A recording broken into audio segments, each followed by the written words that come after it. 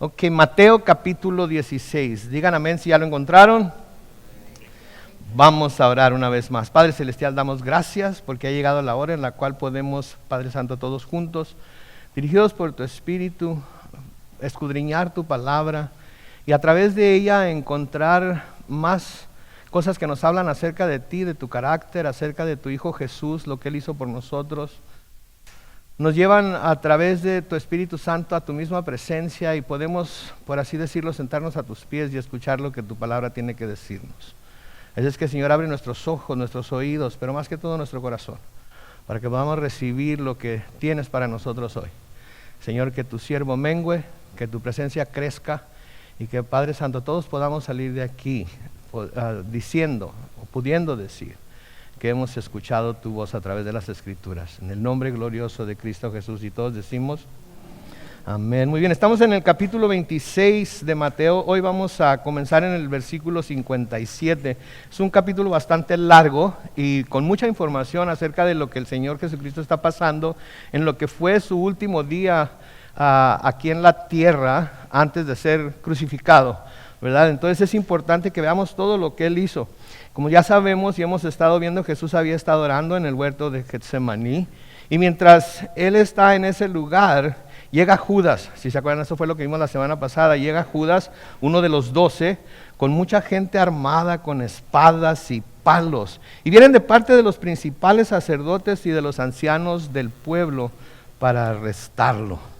Vienen para tomarlo preso. Finalmente se armaron de valor, ¿sí? Y ahora van a la medianoche, se podría decir, cuando Él está orando en el huerto de Getsemaní, cuando sus discípulos están con Él, pero dormidos, ¿sí? Para arrestarlo. Y hoy vamos a seguir viendo cómo una vez que se dio cuenta Jesús de que esto que estaba pasando de hecho era la voluntad del Padre, se entregó completamente a cumplir con esa voluntad a pesar de lo que le costaría. El Señor le había pedido al Padre: Padre, si es posible que pase de mí esta copa, ¿verdad? Si es posible que pase de mí esta copa. Él no quería beber la copa que se le estaba sirviendo, que era su sacrificio. Él no quería vivir la copa que se le estaba sirviendo, que era la copa de la ira de Dios cayendo sobre Él, para que no tuviera que caer esa ira sobre el mundo, sobre la humanidad. Y una vez que Él se da cuenta que no hay otra manera, se somete completamente a cumplir con la voluntad del Padre a pesar de lo que le iba a costar. Y quiero decirles algo que a menudo no se dice en la iglesia o en muchas iglesias, pero quiero decirles algo que aquí sí decimos porque no tenemos temor a decir lo que la palabra de Dios dice, ¿sí? Quiero decirles esta mañana que esa actitud que tomó Jesucristo, una vez que supo cuál era la voluntad del Señor, a llevarla a cabo en su vida a pesar de lo que le iba a costar, es la misma actitud que nosotros como cristianos, si no somos cristianos no podemos tomar esa actitud. Tenemos que ser cristianos para poder hacerlo. El que no tiene el Espíritu Santo de Dios en su corazón no puede ver las cosas como se las voy a presentar ahorita. El Espíritu Santo de Dios es el único que puede hacernos ver las cosas de acuerdo a lo que las Escrituras dicen. La vida nueva que es otorgada a nosotros en Cristo no es una vida en la que todo nuestro pasado y todo eso queda borrado y ya no tiene ya no es factor en nuestra vida, porque sigue siéndolo. La vida nueva es que el Señor dejó todas esas cosas en el pasado y ya no nos va a llamar a cuentas por ello. La vida nueva es que el Señor, por el poder de su Espíritu, cambia nuestra mentalidad y nos ayuda a ver las cosas desde la perspectiva de Dios y no de la perspectiva terrenal. Como cristianos, eso debe ser lo que siempre buscamos, la perspectiva de Dios. ¿Cómo está viendo Dios esta situación? ¿Cómo está viendo Dios lo que está pasando? ¿Y para qué lo va a usar en mi vida? Porque todo lo que Dios deja que pase en nuestra vida es porque Él lo va a usar de alguna manera para nuestro beneficio. Y como vamos a ver, lo que Jesús tuvo que sufrir, el Señor dejó que lo pasara para beneficio de Jesús como el Hijo de Dios. Entonces la misma actitud que Él tuvo ante todo el tormento y sacrificio que sufrió, es la misma actitud que debemos tener nosotros. Recuerden, como cristianos, si no somos cristianos y el Espíritu Santo de Dios no está en nosotros, no podremos verlo de esta manera. Pedro nos dice en Primera de Pedro, capítulo 2, Primera de Pedro, capítulo 2, comenzando con el versículo 19. El soportar sufrimientos injustos es digno de elogio, si quien lo soporta lo hace por motivos de conciencia delante de Dios. O sea, si se están sufriendo por cosas que estamos haciendo que son la voluntad de Dios. Versículo 20 dice, porque ¿qué mérito hay en soportar malos tratos por hacer algo malo?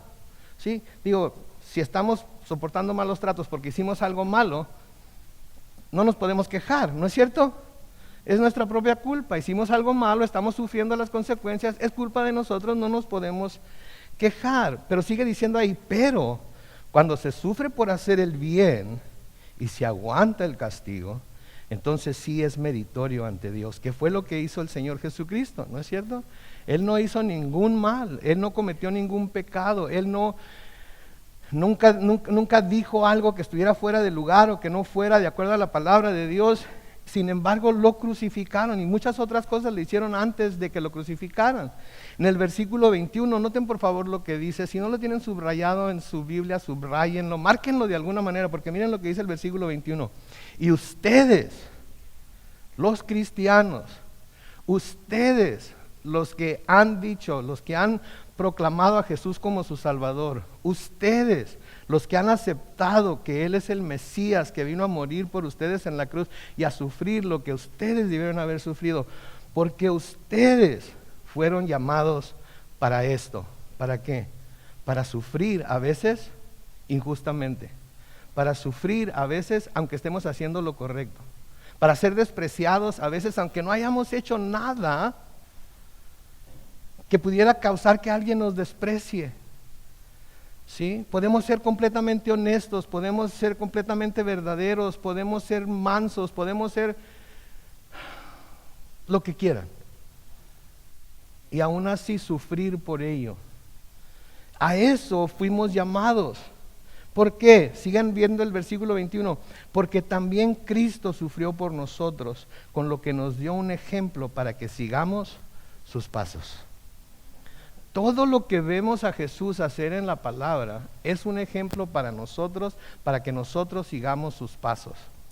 Y yo sé que no se acostumbra a decir en esta era del evangelio de la prosperidad y del evangelio de la sanidad y el evangelio de las victorias y el evangelio de los milagros y todas esas cosas. Yo sé que no se acostumbra, pero la palabra de Dios claramente nos dice que Jesús sufrió por nosotros y nos dio un ejemplo para que sigamos sus pasos, lo que quiere decir que a veces vamos a sufrir aunque estemos haciéndolo todo bien. Ok, nada más escuché como un amén por ahí, ¿verdad? Lo voy a volver a decir, a ver si hay alguien más que esté de acuerdo conmigo.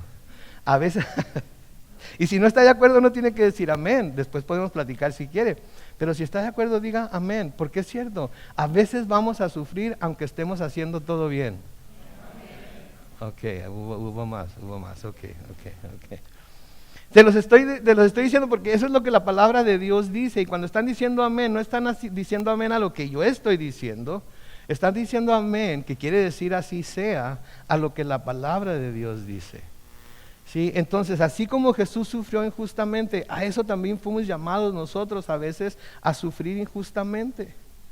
¿Sí? Entonces no nos debe extrañar que a veces sufrimos sin haber hecho nada que nosotros veamos que merezca sufrimiento, que seamos despreciados sin haber hecho nada que merezca el desprecio, a ser odiados sin haber hecho nada que merezca el odio de alguien. ¿Sí? A veces nos va a suceder. ¿Por qué? Porque eso le sucedió a nuestro Señor Jesucristo. Ahora, si ustedes recuerdan, este plan que el concilio y los sacerdotes están llevando a cabo aquí, lo comenzaron a planear desde que Jesús habló a sus discípulos acerca de los últimos tiempos. Cuando el Señor les estaba explicando acerca de lo que iba a pasar en los últimos tiempos, etcétera, etcétera, y los fariseos y el concilio y los sacerdotes lo escucharon, ya habían empezado a planear esto que están haciendo aquí. Miren, ahí en el capítulo 26 de Mateo, en los versículos 1 al 5, vamos a leerlo, ya lo estudiamos, pero vamos a leerlo para recordar que ese fue el caso. Mateo 26, versículos 1 al 5, dice: cuando Jesús terminó de decir todo esto, dijo a sus discípulos: como ustedes saben, dentro de 2 días se celebra la Pascua, y el Hijo del Hombre será entregado para ser crucificado. Entonces, noten el versículo 3, entonces los principales sacerdotes, los escribas y los ancianos del pueblo se reunieron en el patio de Caifás, el sumo sacerdote, y se confabularon, se pusieron de acuerdo para aprehender o arrestar con engaños a Jesús y ¿qué? Y matarlo. Pero decían que no sea durante la fiesta para que no se alborote el pueblo. Ahora la fiesta ya había terminado. ¿Sí? La Pascua se celebró de las 6 de la tarde, según diferentes puntos de vista, del jueves o del viernes, y terminó al amanecer el siguiente día, ¿sí? Y ahora ya la Pascua había terminado, así es que ahora están poniendo en marcha el plan que ya habían hecho. Versículo 57 dice, los que aprendieron a Jesús lo llevaron ante el sumo sacerdote Caifás, donde estaban reunidos los escribas y los ancianos. Noten que no fue una junta que convocaron después de aprenderlo, sino que cuando lo aprendieron y lo llevaron a la casa de Caifás, ya estaba todo el concilio ahí reunido. Podemos ver claramente que este fue el plan. Podemos ver claramente que ellos ya habían puesto el plan, que habían pensado, y ahora que se sentían libres de hacerlo, es lo que están haciendo. Ahora, aquí se nos dice que Jesús fue inmediatamente llevado ante Caifás. Pero cuando vemos el recuento de este mismo suceso en el Evangelio de Juan, por ejemplo, se nos dice algo un poco diferente. En Juan capítulo 18, comenzando con el versículo 12, noten que se nos dice, entonces la compañía de soldados, el tribuno y los alguaciles de los judíos aprendieron a Jesús, lo ataron, y noten el versículo 13, y lo llevaron primeramente a Anás, que era el suegro de Caifás, porque este año era sumo sacerdote, Caifás. Caifás era el que había aconsejado a los judíos que era conveniente que un solo hombre muriera por el pueblo. Si ustedes se acuerdan, eso fue lo que se dice en Juan capítulo 11. Juan capítulo 11, comenzando con el versículo 47. Noten por favor. Entonces los principales sacerdotes y los fariseos reunieron al concilio y dijeron, ¿qué haremos? Este hombre, hablando de Jesús, está haciendo muchas señales. Si lo dejamos así, todos creerán en él. Entonces vendrán los romanos y destruirán nuestro lugar santo y nuestra nación. Su temor era que los romanos vieran a Jesús como un revolucionario, y por causa de Jesús y por lo que estaba enseñando, los romanos destruyeran el templo y destruyeran a los judíos una vez más. Versículo 49 dice, uno de ellos, Caifás, que ese año era el sumo sacerdote, les dijo, ustedes no saben nada ni se dan cuenta de que nos conviene que un hombre muera por el pueblo y no que toda la nación perezca. Pero esto no lo dijo por cuenta propia, sino que como aquel año era el sumo sacerdote, profetizó que Jesús moriría por la nación, y no solamente por la nación, sino también por congregar en un solo pueblo a los hijos de Dios que estaban dispersos. Así que desde aquel día acordaron matarlo. ¿Sí? Entonces Caifás estaba profetizando lo que le iba a pasar a Jesús, y estaba confirmando que la razón por la que Jesús había venido a la tierra fue que fue enviado por Dios a reconciliar no solamente a los judíos, sino a todo el mundo consigo mismo. A todo el mundo consigo mismo. ¿Sí? Entonces, inclusive el sacerdote Caifás, que estaba completamente corrupto, inclusive el sacerdote Caifás, que seguía más las instrucciones de su suegro Anás que su propio corazón, ¿sí? Fue usado por Dios para confirmar lo que él había enviado a Jesús a hacer aquí en la tierra y cómo lo iba a hacer, muriendo. No había otra manera. Jesús tenía que pagar vida por vida, y Él pagó por nuestra vida con la suya. Él pagó por la vida de cada uno de nosotros, entregando la suya de la forma que la entregó, para que nosotros no tuviéramos que pasar por lo que Él pasó. Entonces, el primer juicio de Jesús fue frente a Anás, que aunque no era el sumo sacerdote, como suegro de Caifás, que sí era el sumo sacerdote, tendría bastante influencia sobre él. Ahora solo Juan menciona este juicio, los otros evangelistas no lo mencionan.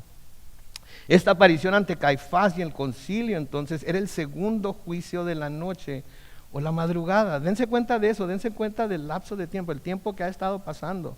Todo el día anterior, despierto, trabajando, haciendo lo que hacía, enseñándoles a sus discípulos, luego preparando la Pascua, luego celebrando la Pascua, luego pasarse la noche orando en Getsemaní, luego ser arrestado a medianoche, llevado a la casa de Anás y ahora es llevado a la casa de Caifás. ¿Sí? Y lo llevan a la casa de Caifás a medianoche o a la madrugada.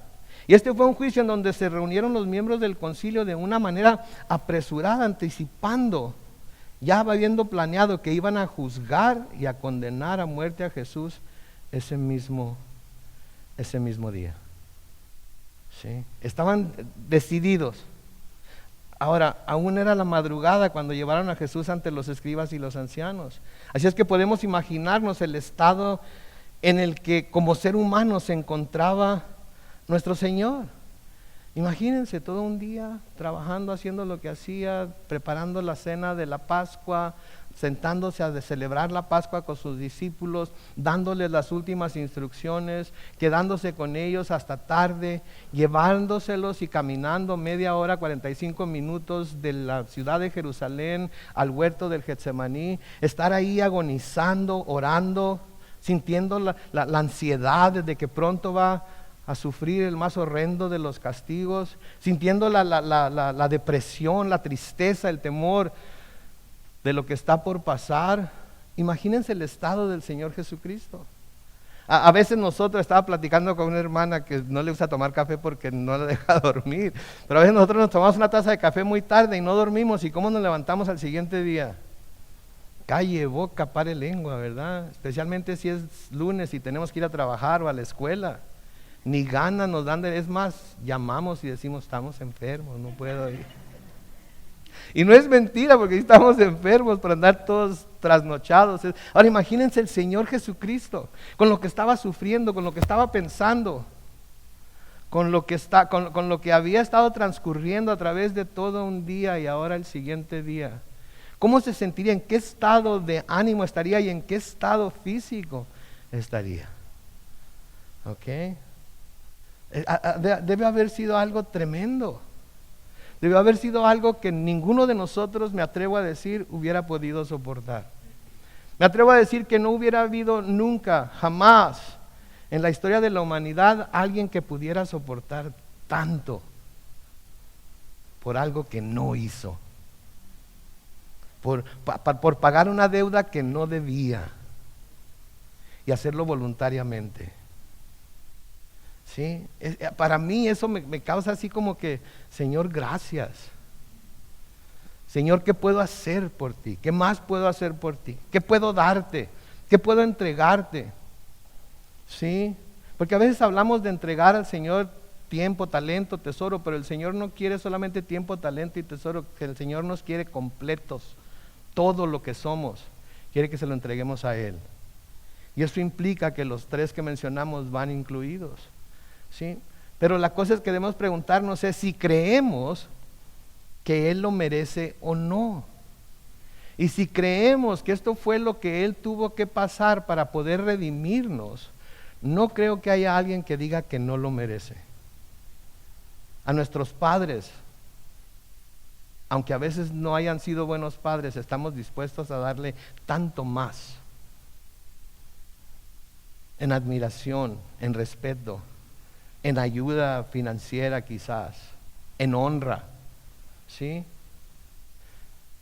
No deberíamos estar dispuestos, y aunque nuestros padres hicieron muchas cosas buenas por nosotros, ninguno de ellos hizo jamás lo que Jesús hizo por nosotros. ¿No deberíamos entonces estar dispuestos a darle a Jesús todavía más honra, todavía más adoración, todavía más servicio, todavía más de nosotros de lo que estamos dispuestos a darle a nuestros padres? ¿Sí? Porque a Él no solamente le debemos esta vida, sino que le debemos la vida eterna en el cielo con Dios. ¿Con qué dice una canción? ¿Con qué pagaremos amor tan inmenso que diste tu vida por el pecador? ¿Con qué? ¿Sí? Ahora noten lo que sucede, versículo 58 de Mateo 26. Pero Pedro lo siguió de lejos hasta el patio del sumo sacerdote y entró y se sentó con los alguaciles para ver cómo terminaba aquello. Noten, Pedro, y a veces criticamos mucho a Pedro, ¿no es cierto? A veces digo, ¿verdad? Pedro, siempre metiendo la pata, siempre hablando de más o sin necesidad de hablar, siempre diciendo lo indebido, ¿verdad? Aventado, le cortó la oreja al siervo del sacerdote, ¿verdad? Pedro, ¿verdad? Pero Pedro, a pesar de que había sido reprendido por el Señor por tratar de defenderlo y haberle cortado esa oreja al siervo del sacerdote, sigue al grupo que arrestó al Señor hasta la casa de Anás y luego Caifás. O sea, se dan cuenta de ello, porque lo único que nos acordamos es que Pedro negó al Señor. Antes de que el gallo cantara lo negó 3 veces. Pero no nos damos cuenta que ahí va detrás de él, ahí va cerca de él. Donde lo metían a él, ahí se metía él, si bien se escondía y todo lo demás, pero ahí estaba. Sí, y habemos muchos cristianos que en cuanto se nos empiezan a apretar las tuercas, nos da por correr en dirección opuesta, ¿no es cierto? Nos da por ir a escondernos, como lo hicieron los otros discípulos, que una vez que vemos toda la historia le hubiera ido mejor que se fuera a esconder con nosotros. En fin, luego lo vemos eso. Pero Pedro, ¿sí? A pesar de todo, ahí estaba, siguiéndolo. Entonces, dígase lo que se diga de Pedro, aquí podemos ver que sí estaba dispuesto a seguir a Jesús, ¿sí? Aunque era solo para ver en qué iba a terminar todo lo que estaba pasando. Todavía le faltaba un poco de fe, todavía le faltaba un poco de certidumbre, todavía le faltaba un poco de valor. Nada más lo seguía para cómo va a acabar todo esto. ¿Sí? Si quizás se le olvidó a Pedro, como se les olvidó a los otros discípulos, que el Señor Jesucristo les había dicho que iba a ir a Jerusalén y los ancianos lo iban a arrestar y lo iban a matar, pero que no se preocuparan, que al tercer día iba a resucitar. Quizás se le olvidó y no estaba pensando en ello, simplemente quería ver, ¿cómo va a terminar todo esto? Sí, ¿cómo va a terminar todo esto? Noten el versículo 59. Los principales sacerdotes y los ancianos y todo el concilio buscaban algún falso testimonio contra Jesús para condenarlo a muerte. ¿Escucharon eso? Los principales sacerdotes y los ancianos y todo el concilio buscaban algún falso testimonio contra Jesús para condenarlo. Piensen en eso. No estaban buscando algo de que acusarlo que hubiera hecho realmente mal, no estaban buscando algún crimen, alguien lo vio cometer algún crimen, alguien lo escuchó decir alguna blasfemia, alguien vio algo sospechoso. Nada más necesitamos algo, que alguien nos diga algo. Pero noten, buscaban aunque fuera falso testimonio contra Jesús para condenarlo. ¿Hasta dónde llegaba el odio de los sacerdotes y ancianos que estaban dispuestos hasta aceptar falsos testimonios con tal de condenar a Jesús a muerte? ¿Hasta dónde llegaba su odio? ¿Hasta dónde llegaba el corazón de tinieblas y hasta dónde aborrecían al Señor, que estaban dispuestos a aceptar falsos testimonios con tal de condenarlo a muerte? Y otra cosa también aquí que debemos como cristianos recordar, que el Señor les advirtió a sus discípulos que así como Él estaba siendo aborrecido, así como Él estaba siendo rechazado, así como a Él estaban mostrando todo este odio, así también ellos serían aborrecidos por causa de su nombre. Ellos también serían aborrecidos por causa de su nombre.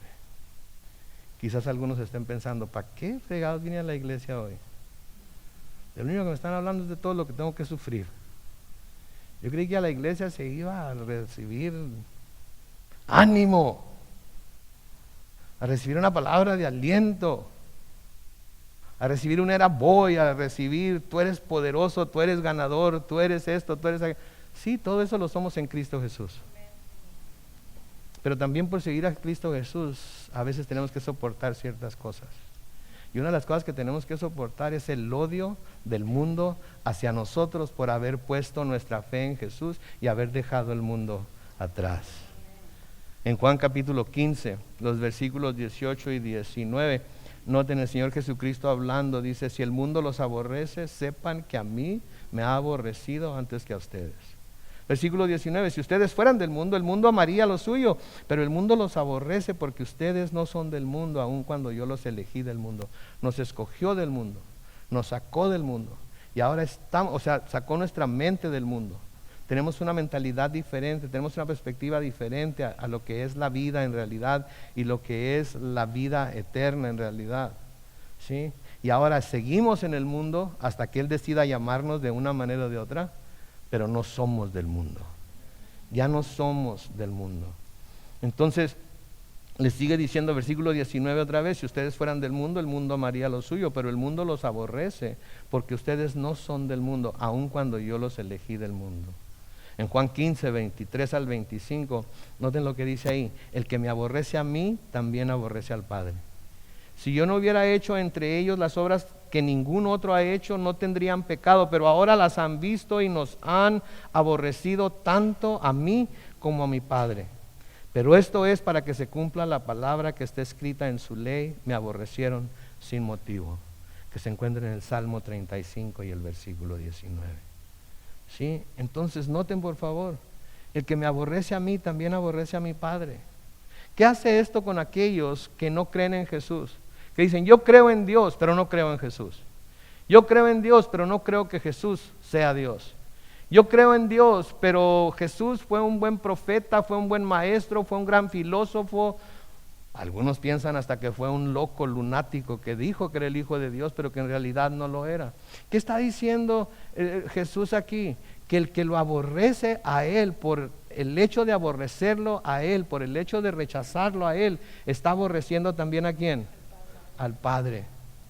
Y está rechazando también ¿a quién? Al Padre.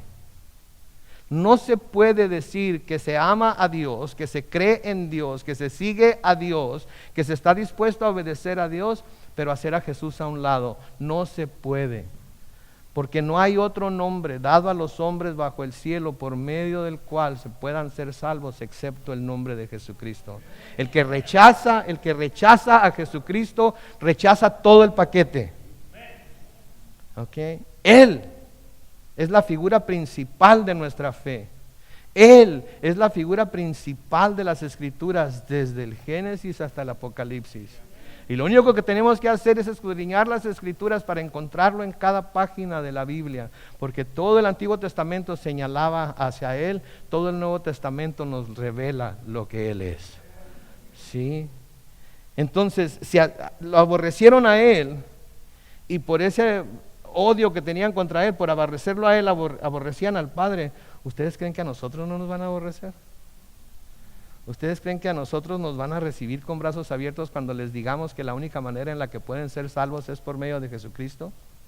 ¿Ustedes creen que nos van a recibir con brazos abiertos si les decimos, si no crees a Jesucristo, que Él es el único camino para llegar al Padre, vas a morir y vas a perderte en el infierno para toda la eternidad? ¿Ustedes creen que nos van a recibir con brazos abiertos? Para nada, mis hermanos. Entonces estamos, como quien dice, entre la espada y la pared. O decimos la verdad, o le damos al mundo lo que quiere. Si decimos la verdad, nos van a obedecer. Si les damos lo que quieren, se van a ir al infierno. Y a lo mejor hasta nosotros también, porque no estamos dispuestos a decir la verdad. No sé, quién sabe, a lo mejor puede ser. Porque el que es creyente en realidad no tiene miedo de decir la verdad, cueste de lo que le cueste, así como el Señor Jesucristo no tuvo temor de decir la verdad. Y así como los apóstoles, todos y cada uno de ellos murieron una muerte de mártir por predicar la verdad, por predicar a Jesús. Señor Jesucristo les dice a sus discípulos en Lucas capítulo 6 y por ende a nosotros por medio de la pluma de Lucas 6 comenzando en el versículo 22, bienaventurados serán ustedes cuando por causa del Hijo del Hombre la gente los odie, los segregue, los vitupere y menosprecie su nombre como algo malo. Versículo 23, cuando llegue ese día alégrense y llénense de gozo, porque grande será el galardón que recibirán en los cielos. Eso mismo hicieron con los profetas, los antepasados de esta gente. Mis hermanos, cuando sufrimos por la causa de Cristo, estamos con buena compañía. Cuando sufrimos por la causa de Cristo sin haber hecho nada malo más que hablar la verdad en amor, con humildad, ¿sí? Y somos odiados y despreciados por ello, estamos en buena compañía y debemos, como los discípulos, después de que el concilio los azotó en el libro de Hechos, considerarnos dignos, afortunados de sufrir por el nombre de Jesús, porque Él sufrió mucho más por salvarnos a nosotros. Entonces estaban buscando esos falsos testimonios, pero noten el versículo 60, pero no lo hallaron, aunque se presentaron muchos testigos falsos, no lo hallaron. Voy a dejar la última sección de ese versículo porque hay algo importante que decir aquí. Entonces no hallaron un falso testimonio, aunque se presentaron muchos testigos falsos. ¿Qué quiere decir esto? Que se presentaron muchos testigos falsos, pero no encontraron nada de qué acusarlo. Como que se contradice ahí, ¿verdad? Porque había muchos testigos falsos, pero no encontraron nada de qué acusarlo. ¿Cómo es posible eso? ¿Sí? ¿Cómo es posible eso? Si hay un solo testigo, se considera a la persona culpable de lo que se le está acusando. Pero se nos olvida que ellos, los que estaban acusándolo, eran judíos. Y aunque estaban bien corruptos y perversos y un corazón lleno de tinieblas, de todas maneras, como mucha gente religiosa, se preocupaban por cumplir algunos requisitos de la ley. Porque así es la gente religiosa, ¿verdad? Se preocupa mucho por cumplir ciertos requisitos, se preocupa mucho por practicar ciertas doctrinas, se preocupa mucho por hacer ciertas cosas, pero otras que no les gustan, otras que no están de acuerdo con su manera de pensar, las mandan a, no quieren ni escucharlas. ¿Sí? Es como, no creo que haya nadie que lo haga, pero una vez un pastor dio un ejemplo. Cuando eso sucede, es como si usted va manejando y mira que la luz del carro, del tablero que dice check engine se prende. ¿Y eso qué le está diciendo? Que hay que llevarlo al mecánico, ¿verdad? No, pero los mecánicos cobran bien caros. No, ya sé qué voy a hacer. En lugar de llevarlo al mecánico, voy a agarrar un tape, lo voy a poner encima para que cubra la luz, y así no voy a tener que verla. Y si no veo la luz, entonces nada está pasando. Así pasa a menudo con la gente religiosa. Hay ciertas cosas que les gusta, la rigidez de lo que se está diciendo, ¿sí? la claridad con la que se está señalando lo blanco y lo negro. Y esas cosas les encanta, y no solamente les encanta hacerlas, sino que les encanta también imponerlas sobre otros. Pero hay otras cosas que pudieran ser más importantes, que porque no les gustan a ellos, ¿saben qué? Le ponen un tape para no estarla viendo. ¿Sí? Le ponen para no estarla viendo. Sí, entonces, había muchos testigos, pero había una razón por la cual no encontraban una razón para acusarlo. Entonces, el hecho de que no encontraran una razón para acusarlo no quiere decir que no haya habido acusadores. Lo que quiere decir es que no habían encontrado dos que lo acusaran del mismo crimen. Eso es lo que quiere decir. Porque en el Antiguo Testamento, en Deuteronomio capítulo 17 y el versículo 6, el Señor dice esto a través de Moisés: quien sea condenado a muerte solo podrá morir por el testimonio de ¿qué? De 2 o 3 testigos. Nadie podrá morir por el testimonio de un solo testigo. ¿Ok? Entonces, había muchos que lo acusaban, pero lo acusaban de diferentes cosas. Y me imagino que cada vez que yo le sé algo, y llegaba el camarada, a ver, cuéntanos, ¿qué le sabes?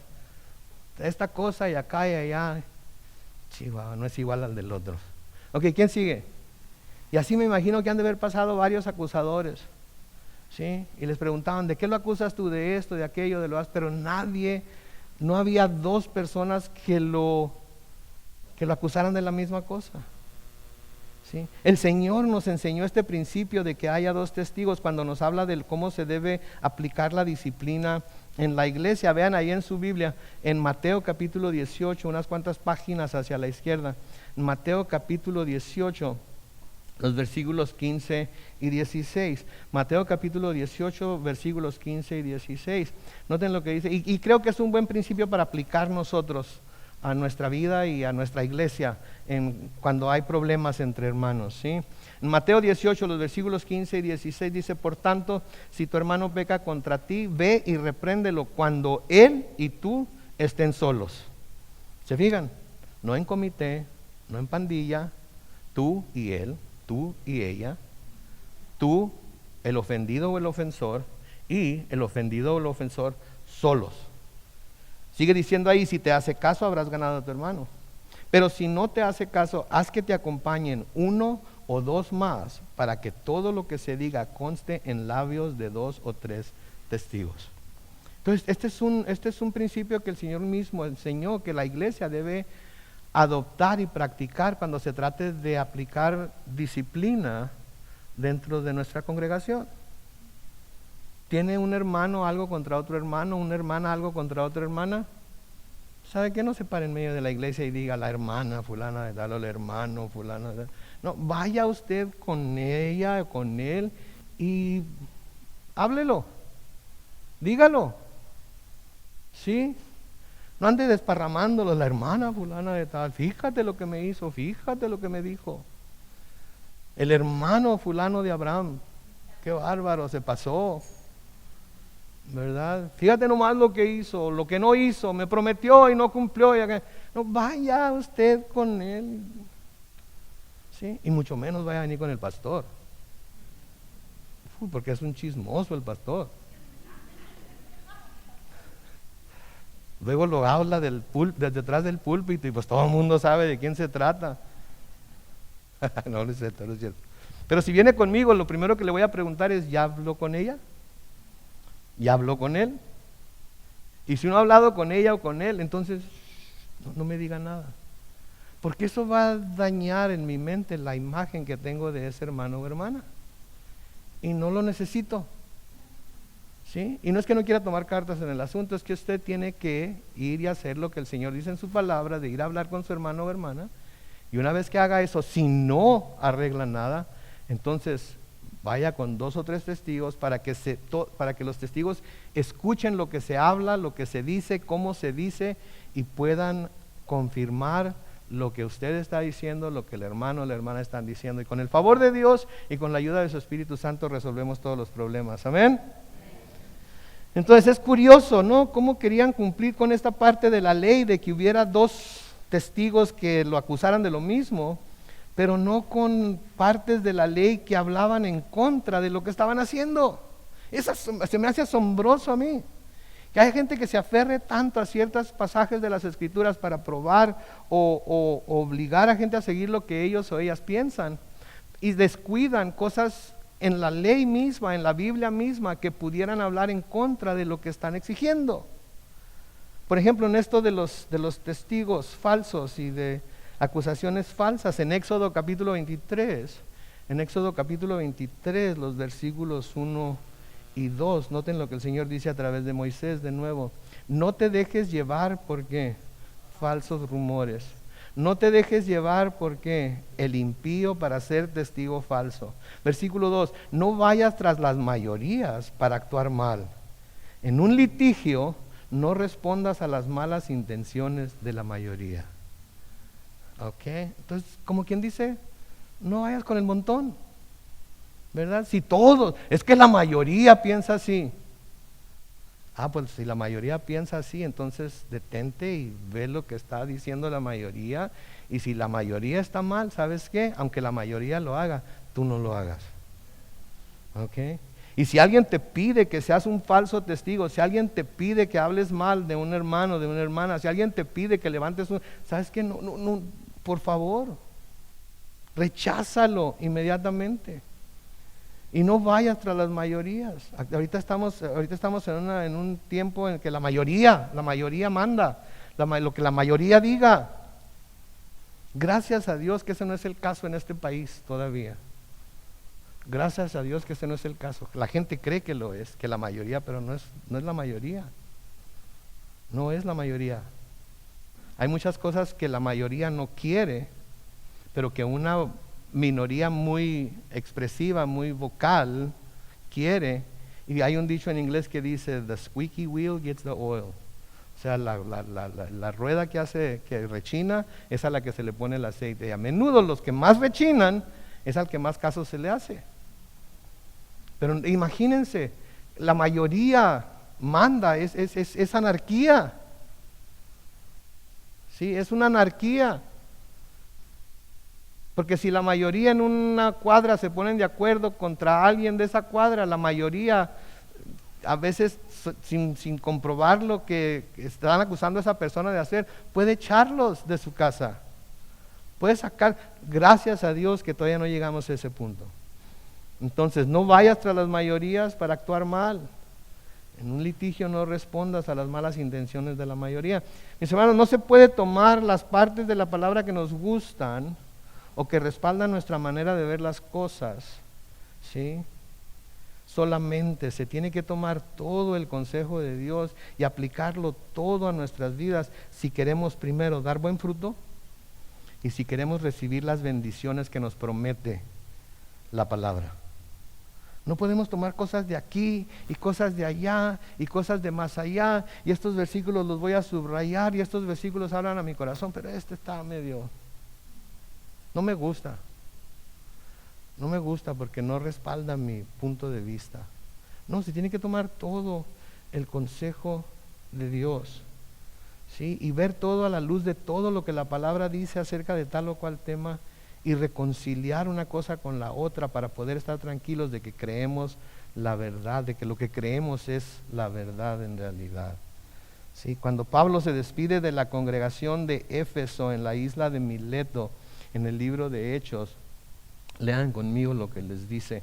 En Hechos capítulo 20, los versículos 25 al 27, dice: yo sé que no me volverá a ver ninguno de ustedes. Recuerden, él iba a Jerusalén a entregar unas ofrendas para los santos de Jerusalén, y sabía, el Espíritu ya le había dicho que iba a ser arrestado y ya nunca iba a ser libre otra vez, aunque él esperaba ser libre.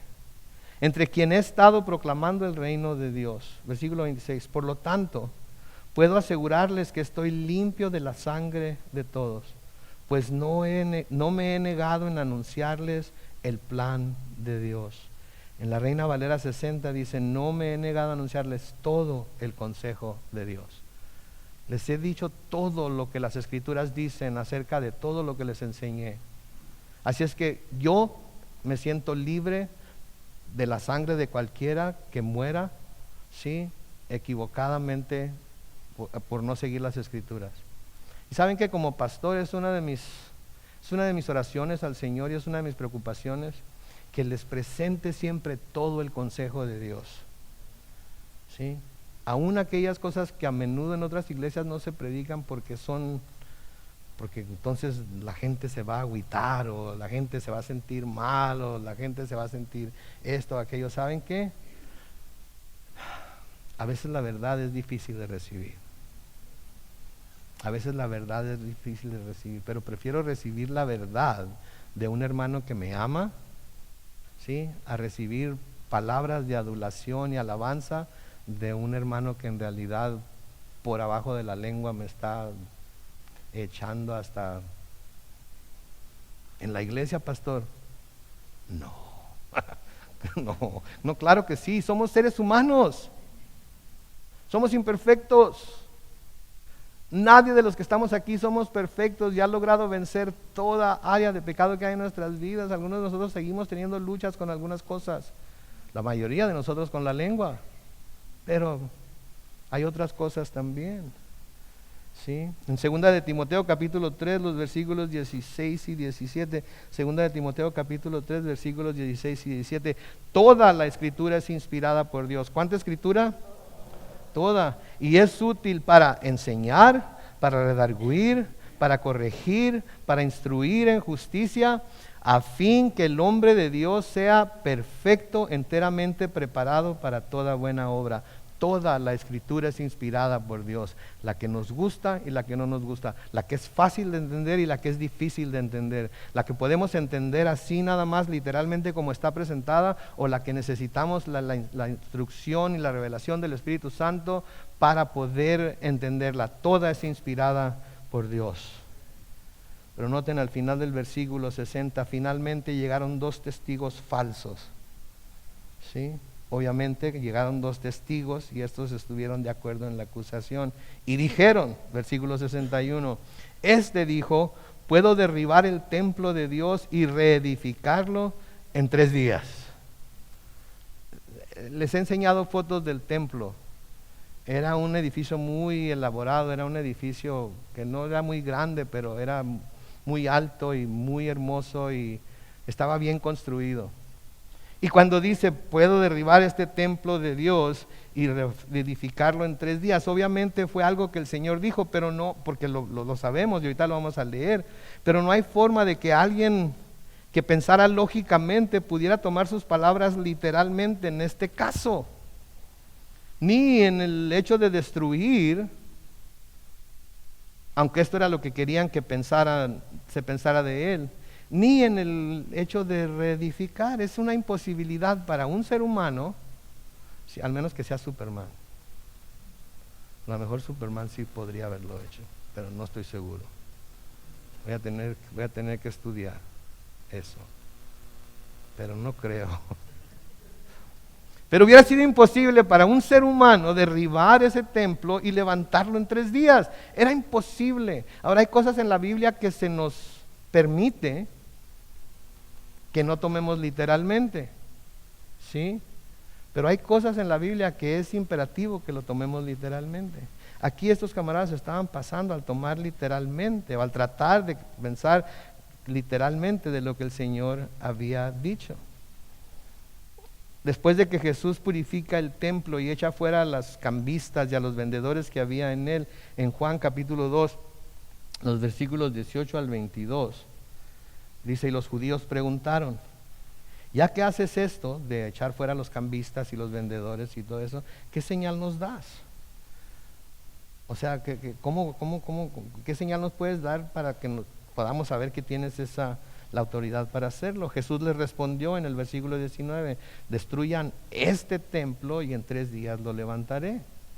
Entonces los judíos le dijeron, este templo fue edificado en 46 años y tú en 3 días lo levantarás.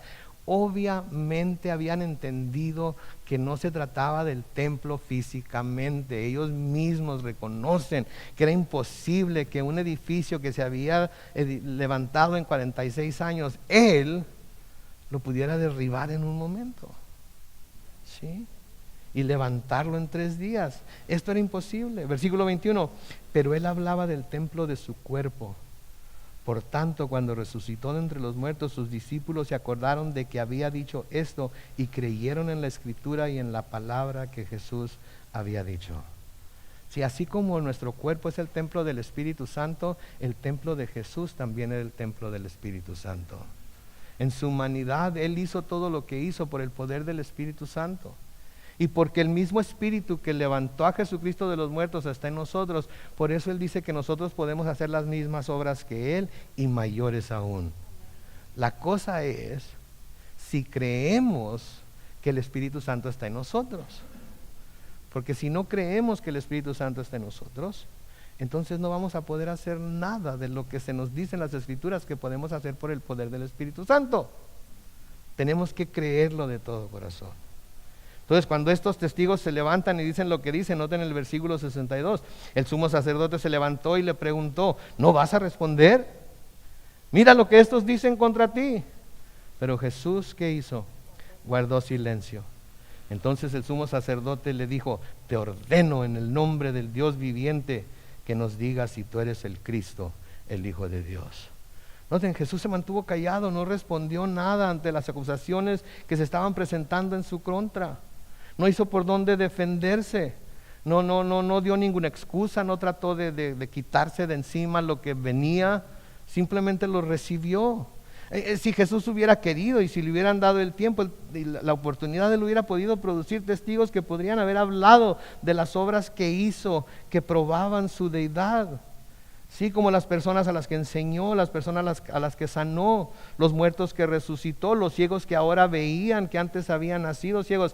Y quizás hasta podríamos decir que un que otro demonio podría haber ido a testificar acerca de la deidad de Jesús. porque Él tiene potestad, poder sobre todos los demonios. Entonces, si Él hubiera querido defenderse, mis hermanos y hermanas, Él lo hubiera podido hacer con toda facilidad, pero se quedó callado. Se quedó callado, porque esto era lo que las profecías del Antiguo Testamento decían que iba a ser el Mesías. En Isaías 53, el versículo 7, noten, Isaías 53, versículo 7, se verá angustiado y afligido, pero jamás emitirá una queja. Será llevado al matadero como un cordero, y como oveja delante de sus trasquiladores se callará y no abrirá la boca. Lo iban a estar acusando, lo iban a estar, vamos a ver adelante, golpeando, le iban a estar clavando las manos y pies a la cruz, y Él recibiendo todo el castigo que la humanidad merecía sin decir una palabra. Finalmente el sumo sacerdote le hace la pregunta que todos querían que contestara y que hasta ahorita no había contestado con claridad, y le dice: te ordeno en el nombre del Dios viviente que nos digas si tú eres el Cristo, el Hijo de Dios. ¿Sabes qué? Ya, confiesa, dilo claramente si tú eres el Cristo. Noten que el sumo sacerdote no creyó que los dos testigos que hablaron en contra de Jesús, de que había dicho que podía derribar el templo y levantarlo en 3 días, noten que no le fue suficiente. Si él hubiera pensado que eso era suficiente, hubiera dicho: ok, no hay más que oír, es digno de muerte. Pero no, todavía quiere más, quiere algo más seguro por lo cual juzgarlo y matarlo. Sí, entonces le dice: dinos claramente si tú eres el Cristo, el Mesías, el ungido de Dios, el Hijo de Dios. Y Jesús le responde en el versículo 64: tú lo has dicho.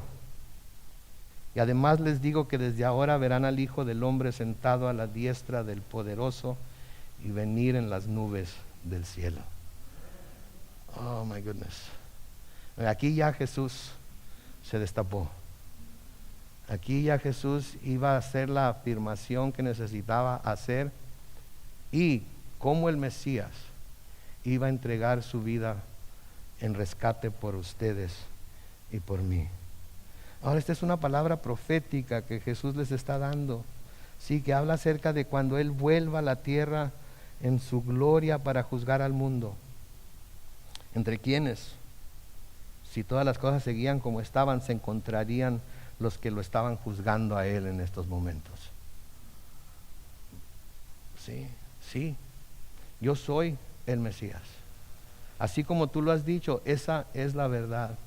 Y va a llegar el día en que van a ver al Hijo del Hombre sentado a la diestra me encanta esta versión, a la diestra del Poderoso. Porque el Poderoso es Dios.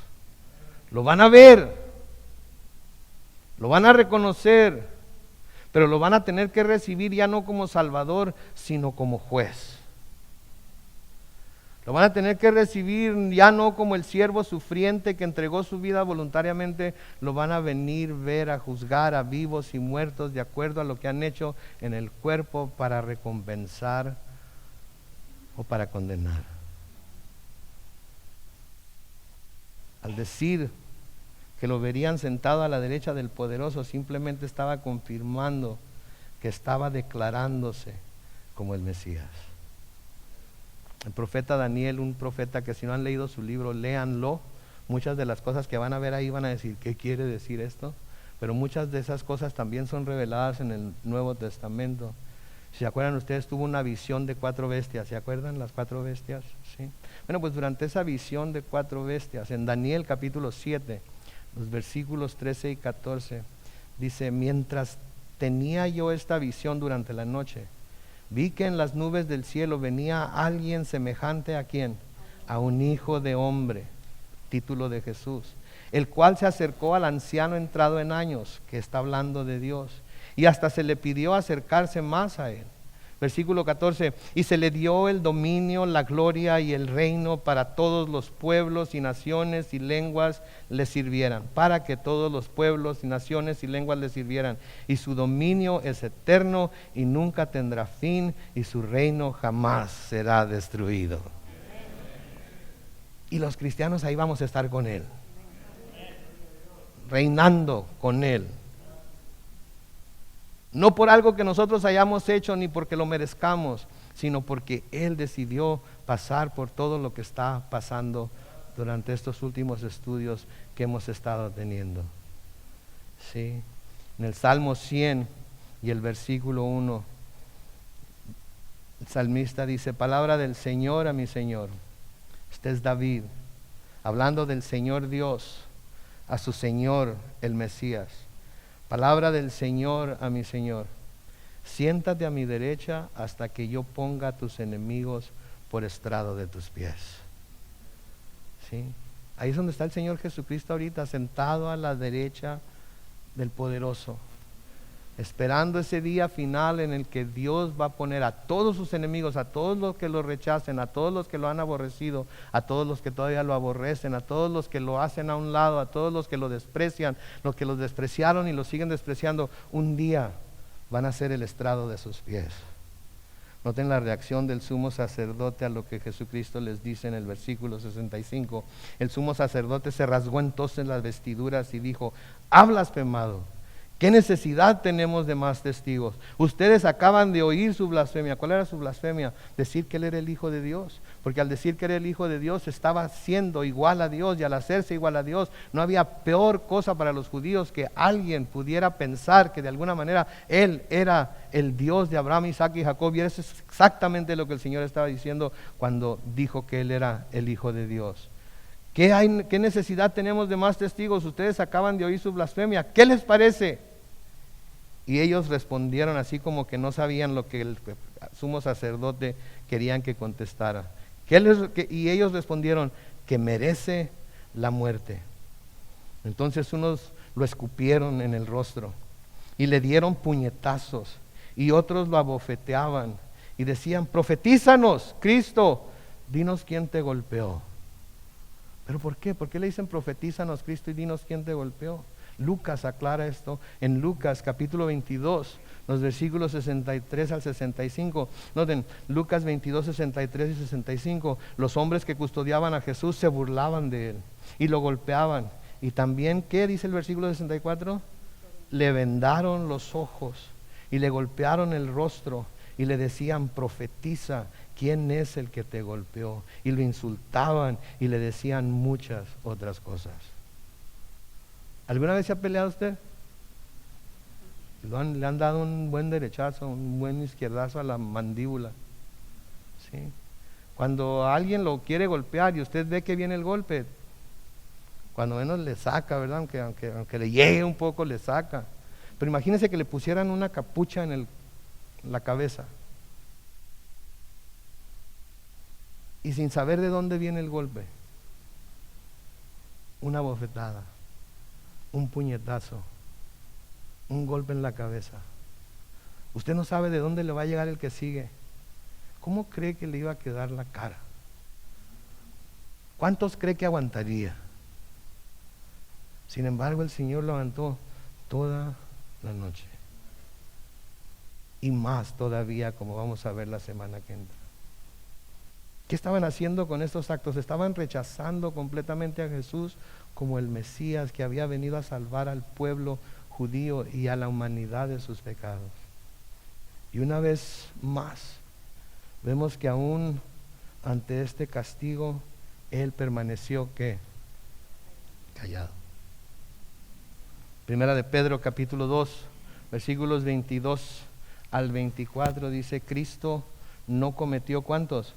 Ningún pecado, ni hubo engaño en su boca. Versículo 23, cuando lo maldecían, no respondía con maldición. Cuando sufría, no amenazaba, sino que remitía su causa al que juzga con justicia.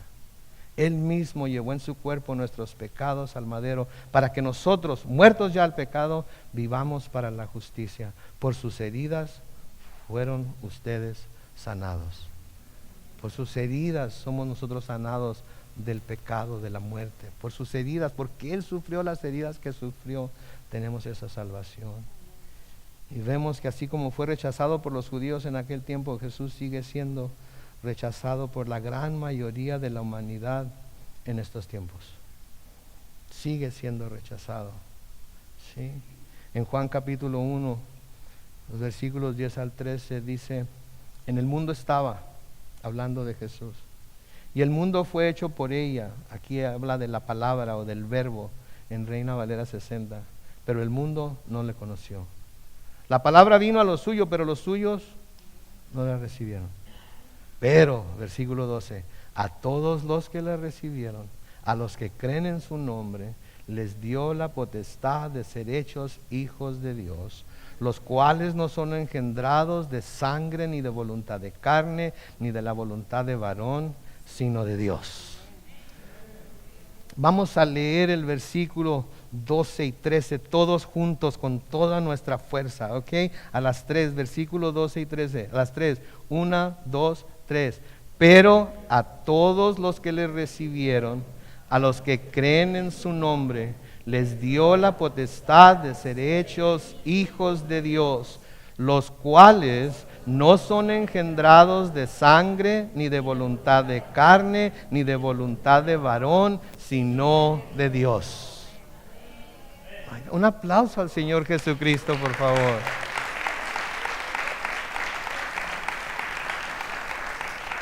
Se dan, oh my goodness, se dan cuenta de lo que ese sacrificio significa para nosotros. Se dan cuenta de que todo tenía su propósito. No fue en balde. Sí, cuando estamos, miren mis hermanos, ya voy a terminar, se los prometo. Cuando estamos sufriendo injustamente y no entendemos por qué estamos pasando lo que estamos pasando, no entendemos por qué estamos siendo rechazados, bueno, cuando no hemos hecho nada malo, simplemente estamos haciendo lo que Dios nos ha llamado a hacer, simplemente estamos queriendo servirle a Él, entregarle todo lo que somos a Él, y cuando sufrimos a pesar de ello, tenemos que tener el mismo corazón que Jesús tuvo. Saber que va a haber algo hermoso que se va a producir aún a través de nuestro sufrimiento. Él tiene un propósito, no lo está haciendo nada más porque sí.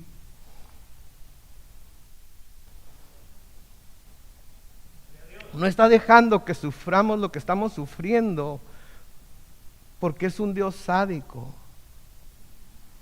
Está permitiendo que suframos lo que estamos sufriendo porque algo bueno va a resultar de ello para nosotros y para los demás. Sí. Cuando estamos sufriendo injustamente y tenemos el mismo corazón de Jesús, podemos anticipar que algo bueno viene. Que algo bueno viene. Que algo mejor que lo que perdimos viene. Que algo más placentero que lo que estamos sufriendo viene. Lo único que tenemos que hacer es ser pacientes, esperar en Él. El escritor a los Hebreos nos dice en Hebreos capítulo 12, los versículos 2 y 3, mientras el grupo de alabanza pasa al frente una vez más. Hebreos capítulo 12, versículos 2 y 3. Nos dice, fijemos la mirada en Jesús, el autor y consumador de la fe, quien por el gozo que le esperaba sufrió la cruz y menospreció el oprobio, y se sentó a la derecha del trono de Dios. Versículo 3, por lo tanto, consideren aquel que sufrió tanta contradicción de parte de los pecadores, para que no se cansen ni se desanimen. Pongamos nuestra mirada en Jesús. Especialmente cuando estamos pasando por tiempos difíciles, cuando nadie nos quiere ayudar, cuando todos nos desprecian, cuando se nos acusa injustamente de cosas que no hemos hecho. Pongamos nuestra vista en Jesús, veamos el corazón que Él tuvo al recibir esta contradicción de parte de pecadores. Y al pensar en ello, ¿sí?, no permitamos que la carga nos canse y no debemos desanimarnos. Oí la oración de un pastor un día decir, Señor, no te pido que aligeres mi carga, te pido que me des una espalda más fuerte. A veces eso es lo que tenemos que pedir. No que se aligere la carga, porque la carga que nosotros estamos cargando, por difícil que sea, no se compara con la de Jesús. Lo que debemos pedir es, Señor, dame una espalda más fuerte para soportar, para tener paciencia, para esperar en ti. Amén. Oremos. Padre Celestial, gracias, Señor. Gracias por tu palabra. Gracias por lo que a través de ella podemos ver, especialmente, Señor, en lo que concierne el sacrificio de tu Hijo Jesús. Gracias, Dios, porque ninguno de nosotros hubiéramos podido soportar todo ello. Por mucho menos, Señor, nos quejamos.